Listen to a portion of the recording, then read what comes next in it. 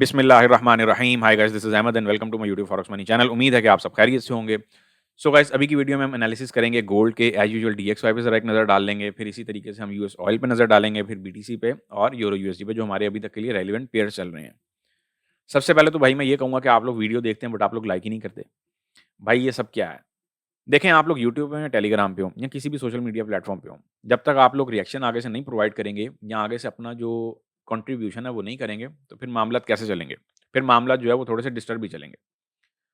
तो ये आप लोगों की जॉब है। जैसे आप लोग ये समझते हैं ना कि अगर एनालिसिस डालना मेरी रिस्पॉन्सिबिलिटी है, तो मैं ये समझता हूँ कि एज़ ए टीम जो है वो आप लोगों की भी ये रिस्पॉन्सिबिलिटी बनती है कि आप लोग भी जो है वो आगे से भरपूर कंट्रीब्यूट करें। टाइम ज़ाया किए बिना चलेंगे हम अपने एनालिसिस की तरफ। ये मैंने आप लोगों के सामने गोल्ड का 2 आवर का चार्ट ओपन किया हुआ है और यही चार्ट मैंने अभी आप लोगों के साथ शेयर भी किया। टेलीग्राम का जो फ्री चैनल है, अब जो लोग ये वीडियो पहली दफ़ा देख रहे हैं वो प्रीवियस वीडियोज़ जाके देखें और टेलीग्राम का चैनल जो है वो लाज़मी जॉइन करके रखें। अब याद रहे, टेलीग्राम का जो फ्री चैनल है वहाँ पे आप लोगों को डेली बेसिस पे चार्ट एनालिसिस मिलते हैं और ये सिलसिला मैंने अभी रिसेंट में ही स्टार्ट किया और इसको हम आगे भी इंशाल्लाह जो है वो लॉन्गर टर्म के लिए लेके चलेंगे। लेकिन ये सब तभी मुमकिन होगा जब आप लोगों के कुछ वहाँ पे रिएक्शन वगैरह आ रहे होंगे, कुछ पता चलेगा कि वाक़ई आप लोग एक्टिव हैं भी या नहीं। और अगर आप लोगों का सिर्फ़ यही माइंड होगा कि बस ठीक है, देख लिया और मतलब से जो है ना बस ठीक है, चार्ट आ गया, मिल गया, देख लिया, अल्लाह खैर सल्ला, बाकी सब चीज़ें हैं भाड़ में, तो फिर भाई ये चीज़ें जो है वो मुश्किल होती चली जाएँगी। अल्हम्दुलिल्लाह इस वीक में भी आप लोगों को 20-30 से मल्टी टाइम जो है वो रिवॉर्ड मिल चुका है। मार्केट ने अब ये जो ट्रेंड लाइन की फर्दर स्टडी है, ये मैं अपकमिंग वीक की जो वीडियो एनालिसिस आएँगे उसमें मैं आप लोगों को ट्रेंड लाइन की जो इससे आगे की स्टडी है वो प्रोवाइड करूँगा। फिलहाल एसएमसी मैंने यहाँ पे लगाया हुआ है, ये इंडिकेटर ही लगा हुआ है एसएमसी का और इसके ऊपर मैंने अपने जो सपोर्ट एंड रेजिस्टेंसेस हैं वो ड्रॉ किए हुए हैं। यहाँ पे कुछ हमारे पास एफवीजी पड़ा हुआ है 2020-22 पे, एक तो ये इंपॉर्टेंट है। मार्केट ने यहाँ पे कुछ इस एरिया पे, ये देखें, इस एरिया पे कुछ रेजिस्टेंस भी कम सपोर्ट वाला जो सिनेरियो है वो बनाया है और यहाँ से कुछ माइनर सी एंट्री बनती भी थी, लेकिन मैं फिर भी जो है वो इस एंट्री की फेवर में नहीं हूँ, अगर से मार्केट जो है वो 2035 तक भी क्यों ना चली जाए। ये यहाँ पे एक टेम्परेरी हमारे पास एक सपोर्ट हमें देखने को मिलती है।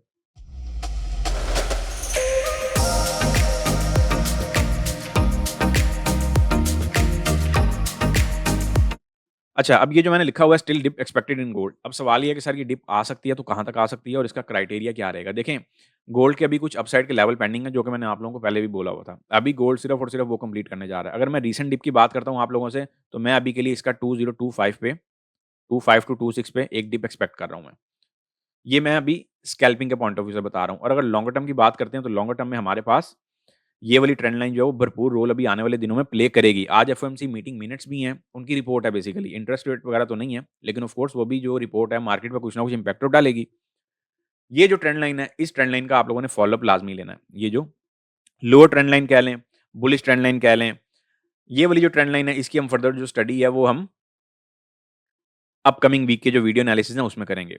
अब सवाल ये है कि सर आज के दिन में अगर हम एंट्रीज़ प्लान करें तो कहाँ से कर सकते हैं? ये आप लोगों के सामने मैंने यहाँ पे कुछ एफवीजी भी लगाए हुए हैं, उनको भी देख सकते हैं और यहाँ पे मैंने लिखा भी हुआ है कि 20302 डबल 3 के एरिया से आप लोग कुछ सेलिंग ज़ोन है, ये यहाँ से आप लोग सेलिंग प्लान कर सकते हैं और ये तकरीबन कुछ ये वाला एरिया बनता है।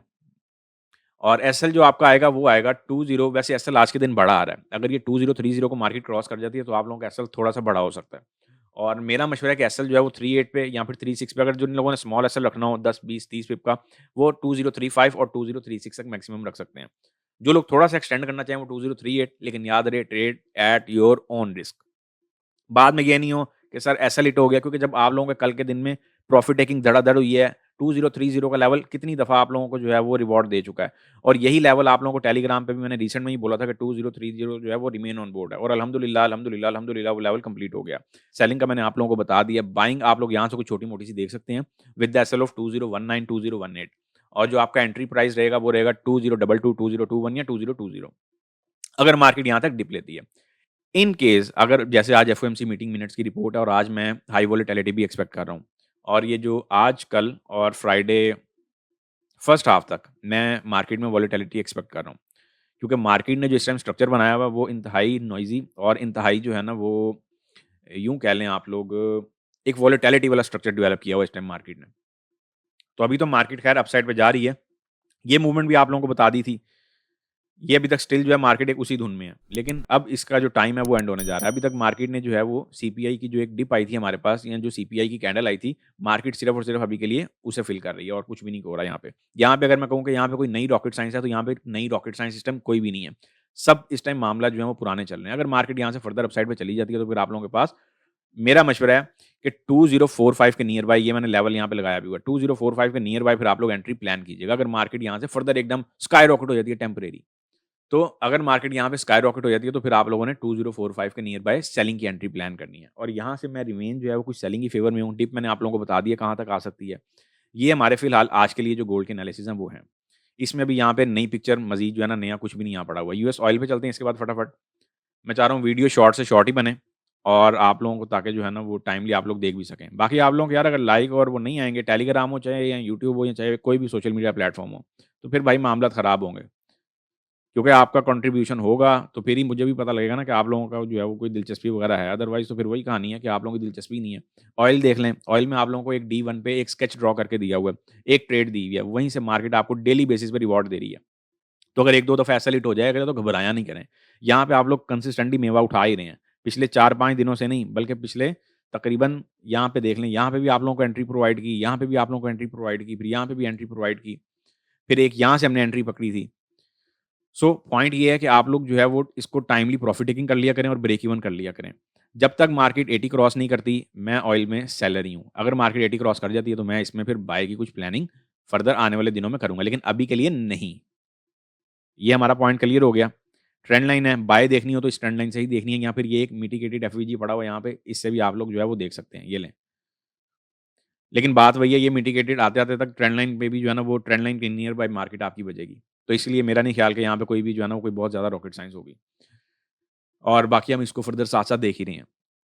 डीएक्सवाई पे ज़रा चलते हैं, डीएक्सवाई के रेगुलर चार्ट पे। डीएक्सवाई में जो एक बुलिश चैनल चल रहा था डेली के चार्ट पे, उसका अभी के लिए कुछ ब्रेकआउट होता दिखाई दे रहा है, लेकिन अभी मैं नहीं समझता कि ये बहुत क्लियर ब्रेकआउट है, क्योंकि अभी एक वीक की फॉर्मेशन है, याद रखें। अब ये भी लर्निंग पॉइंट ऑफ व्यू से भी आप लोग समझ सकते हैं। अगर तो ये आज के दिन D1 की कैंडल क्लोज हो जाती है, बेटर तो ये है कि इस कैंडल से नीचे क्लोज हो, फिर रिट्रेसमेंट हल्की सी दे, तो फिर ये अपना सफ़र जो है वो इस सपोर्ट एरिया तक कर सकता है। लेकिन अगर ये जो आज की कैंडल है, ये इसी वीक के अंदर-अंदर क्लोज हो जाती है, या कहीं नियर बाय यहाँ पे क्लोज हो जाती है, तो ये एक रिजेक्शन का साइन भी हमें जो है वो हो सकता है आने वाले दिनों में। इसको डेली बेसिस पे हमें साथ-साथ जो है वो यहाँ टाइमली इसको जो है वो देखना पड़ेगा। डीएक्सवाई में अभी के लिए कहानी यही है, अगर मार्केट जो है वो इससे नीचे आके, इस कैंडल से नीचे आके आज की कैंडल क्लोजिंग दे देती है, तो फिर यहाँ पे आप लोग कुछ एक्सपेक्ट कर सकते हैं डिप इसमें फर्दर। डीएक्सवाई की भी स्टोरी आप लोगों को बता दी। डीएक्सवाई में स्टोरी अभी के लिए बस इतनी है। इससे ज़्यादा अभी ना कन्फ्यूज़ हों और ना ही जो है ना वो कोई फर्दर उसमें जाएँ। बाकी डीएक्सवाई की अभी स्ट्रेंथ बनी हुई है, इस चीज़ को माइंड में रखिएगा। और इसके बाद हम चलते हैं, हमारा कौन-सा पेयर है और यूरो यूएसडी। यूरो यूएसडी में भी बेरिश चैनल का ब्रेकआउट हो चुका है डेली के टाइम फ्रेम पे। अब सवाल ये है कि सर हम इसमें एंट्रीज़ कहाँ से फाइंड आउट करें? अब ये देखें, ये जो आपके पास रेजिस्टेंस एरिया था, यही अब आपका सपोर्ट एरिया है। ये जो रेजिस्टेंस बिकम सपोर्ट हम कहते हैं, जो पहले रेजिस्टेंस होता है वही फिर आपका सपोर्ट एरिया बन जाता है। तो आप लोग यहाँ से इसमें एंट्री प्लान कर सकते हैं। ये मैं डेली के टाइम फ्रेम की बात कर रहा हूँ। कुछ इस सपोर्ट एरिया से भी कर सकते हैं अगर इंट्राडे बेसिस पे जाते हैं, और इंट्राडे बेसिस पे जाके देखते हैं कि इंट्राडे बेसिस पे हमारे पास कहाँ से एंट्रीज बन रही हैं, तो इंट्राडे बेसिस पर भी वहीं से एंट्रीज बन रही हैं। यहाँ पे कुछ भी इस टाइम नया नहीं चल रहा, ज़हन में रखना है। चार्टों में अभी बेसिकली मार्केटों में कुछ भी ना कोई बहुत ज़्यादा इस टाइम वो नहीं है, रौनक नहीं है कह लें।